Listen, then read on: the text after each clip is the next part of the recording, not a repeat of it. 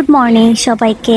আজ আমি গ্রামে, আর দেখো কি সুন্দর একটা সকাল, চারপাশে কুয়াশা আর বাতাস একদম ঠান্ডা ঠান্ডা। চলো তোমাদের সাথে শেয়ার করি আমার গ্রামের একটা দিন একদম হৃদয়ের কাছ থেকে। গ্রামের এই সকালের সৌন্দর্যের সাথে নিজের যত্নটাও জরুরি, কারণ আজকে দিনটা কাটবে রোদের সাথেই। এখনো কেউ ওঠেনি, সবাই ঘুমাচ্ছে, কারণ শীতের সকাল অনেক ঠান্ডা থাকে। আর আমি সকাল সকাল এই ঠান্ডার মধ্যেই হাঁটতে বের হয়ে গেছি। দেখো চারপাশটা কত সুন্দর, ধানের খেতে রোদ পড়লে পুরো পরিবেশটা একদম আলাদা হয়ে যায়। চারপাশটা পুরো ম্যাজিক্যাল লাগছে। এমন একটা পিসফুল সকালে হাঁটতে বের হওয়া ছিল একদম সঠিক সিদ্ধান্ত। ও দেখো, এটা কুড়ল, গাছে কত সুন্দর লাগছে, আর ফুলগুলো কি সুন্দর, বাতাসে কি সুন্দর দুলছে, একদম অ্যালাইভ মনে হচ্ছে। গ্রামের এই ছোট ছোট ডিটেলসগুলোই সত্যি অনেক সুন্দর। কবিতা খাও একটা। চায়ের এই গরম কাপ হাতে নিয়ে ভাবছি গ্রামের এই সিম্পল প্লেজার্স ছাড়া আর কি লাগে। এটাই ছিল সকালের নাস্তা। তারপর বেশ কিছু সময়ের কোনো ক্লিপ নেওয়া সম্ভব হয়নি, আসলে প্রত্যেক সিঙ্গেল মোমেন্টসের ক্লিপ নেওয়া প্রায় অসম্ভব। তারপরও যতটুকু সম্ভব ভিডিও করার চেষ্টা করেছি। এখন প্রায় 3টা বাজে, আর আমরা চলে এসেছি রাতারগুল সোয়াম্প ফরেস্ট ঘুরে দেখতে। যেই গ্রামে আমরা ঘুরতে এসেছি সেখান থেকে রাতারগুল সোয়াম্প ফরেস্ট একদম হাঁটার দূরত্ব হলেও এখানে আসার এক্সাইটমেন্ট সব সময় থাকে। আগে অনেকবার আসছি, আর প্রতিবারই মনে হয় এখানে না আসলে মন ভরবেই না। অনেস্টলি রাতারগুলের বিউটি অলওয়েজ হিটস ডিফারেন্ট। এই শান্ত পানি, চারপাশে সবুজ আর কুল ব্রিজ, এই জায়গাটা সত্যি সো রিল্যাক্সিং। এমন একটা জায়গায় এসে কিছুক্ষণ চুপচাপ থাকলেই মনটা রিফ্রেশ হয়ে যায়। এই শান্ত পরিবেশটা দেখলে মনটা আপনা আপনি হালকা হয়ে যায়। চারদিকে শুধু গ্রিনারি, পানির উপর গাছের ছায়া, মনে হচ্ছে যেন প্রকৃতির কোলে বসে আছি। এখানে যতবারই আসি ততবারই নতুন করে ভালো লাগে। প্রকৃতির এই র বিউটিটা সত্যিই ফিল করার মতো। আসলে রাতারগুলে এসে শুধু ঘোরাই না, একটা পিস পাওয়া যায়। এ কারণে যতবারই আসি মনে হয় ফার্স্ট টাইম দেখছি। রাতারগুল সোয়াম্প ফরেস্ট বাংলাদেশের একমাত্র সোয়াম্প ফরেস্ট, যেটা সিলেট জেলার গোয়েনঘাট উপজেলায় অবস্থিত। বর্ষাকালে যখন পাহাড়ি ঢলে পানি বেড়ে যায় তখন পুরো বনটাই ডুবে যায় পানির নিচে, আর তখনই এর আসল রূপটা দেখা যায়। কিন্তু শীতে পানি কম থাকার কারণে জায়গাটা হয়ে ওঠে অনেক নিরিবিলি, শান্ত, আর ফটোগ্রাফির জন্য একদম বেস্ট। এই যে আমি হেঁটে বনটা ঘুরে দেখছি, এটা কিন্তু বর্ষাকালে সম্ভব না, কারণ বর্ষাকালে এই পুরো জায়গাটাই পানির নিচে ডুবে থাকে। আমি যেহেতু শীতকালে এসেছি, তাই এখানে পর্যটকের চাপ খুব কম ছিল।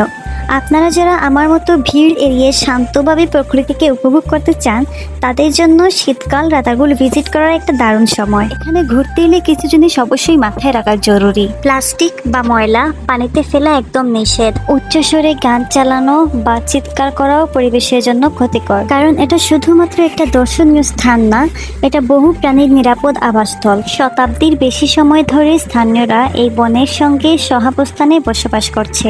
তারা বন থেকে উপার্জন করে, আবার এটিকে সম্মানও জানায়। রাতারগুলে দেশি প্রজাতির অনেক গাছ, মাছ আর পাখির দেখা মেলে। বিশেষ করে বর্ষাকালে এখানকার জীববৈচিত্র্য আরো বেশি চোখে পড়ে। তবে শীতে গাছগুলোর গাঢ় সবুজ রং আর স্বচ্ছ জলপথ এ জায়গাকে আলাদা এক সৌন্দর্য এনে দেয়। যারা প্রথমবার রাতারগুলে আসবেন তাদের জন্য সকালবেলাটাই ঘোরার জন্য সব থেকে ভালো সময়, কারণ এই সময় আলো নরম থাকে, ছবি অনেক সুন্দর আসে, আর পরিবেশটাও থাকে অনেক শান্ত। সকালবেলা পর্যটকও কম থাকে, তাই প্রকৃতির নিঃশব্দ সৌন্দর্য উপভোগ করার জন্য এটা আদর্শ সময়। রাতারগুল শুধুমাত্র ছবি তোলার জন্য না, এটা প্রকৃতিকে কাছ থেকে জানার, বোঝার আর অনুভব করার একটা জায়গা। আর শীতের এই নীরব মুহূর্তগুলো আমাকে মনে করিয়ে দিয়েছে কখনো কখনো প্রকৃতি সবচেয়ে সুন্দর হয় যখন সে চুপচাপ থাকে। নৌকায় ধীরে ধীরে ফিরে আসছি, আর চারপাশের সবুজ আমাদের মনকেও শীতল করছে। শহরের হট্টগোল, গাড়ির আওয়াজ, মানুষের ভিড়, সবকিছু থেকে দূরে এখানে সম্পূর্ণ এক আলাদা জগৎ। এখানে সময় যেন থেমে থাকে। বাতাস, পানি আর গাছের নীরবতা মিলে আমাদের মনকে প্রশান্তি দেয়। ও বাতাস, তুমি বলে দিও তারে, সে যেন আমারই থাকে, ভুলি না আমারে। ও বাতাস, তুমি বলে দিও তারে, সে যেন আমারই থাকে, ভুলি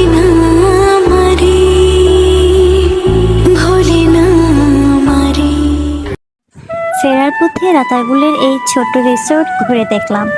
ছোট হলেও এই জায়গাটা অসাধারণ সুন্দর, আর পুরো জায়গাটাই নিরিবিলি, শান্ত আর গ্রামীণ পরিবেশে আবদ্ধ।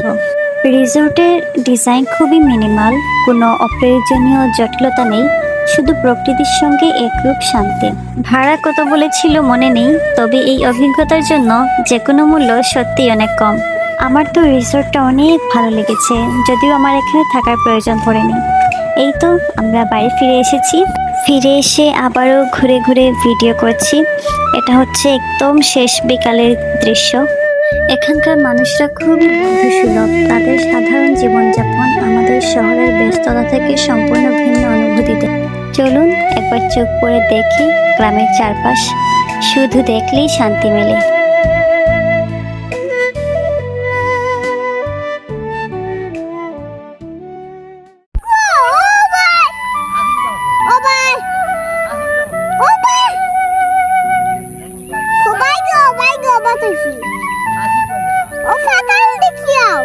দেখুন, জাকওয়ান আর জিসান দুই ভাই, খুবই দুষ্টু দুইজন। তার দাদা কোড়াল খুঁজে পাচ্ছিল না, সেটা সে কোথায় রেখেছে সেটাই বলছিল।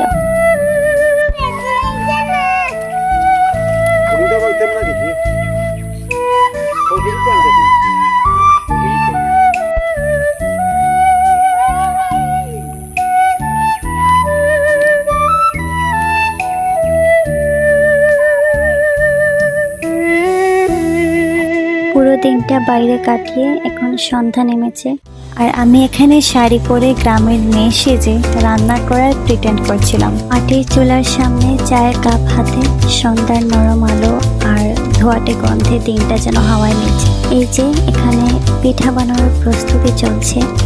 গরম পানিতে আটা দিয়ে ডো তৈরি করা হচ্ছে।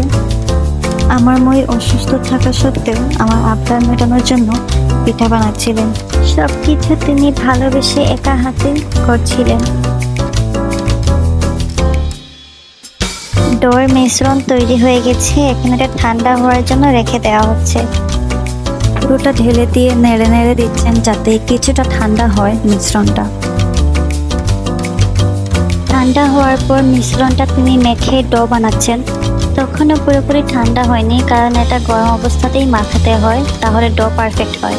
এই যে সবকিছু রেডি, এখন তিনি একটা একটা করে পিঠা বানিয়ে নিচ্ছেন। প্রত্যেকটাই খুব সুন্দর গোল গোল হচ্ছিল।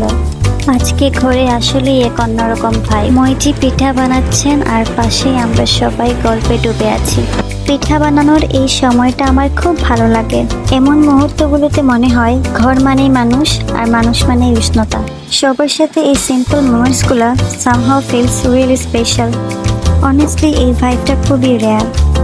সব কিছু ডান, পিঠা চুলায় উঠে গেছে, এখন জাস্ট ভাজা হবে।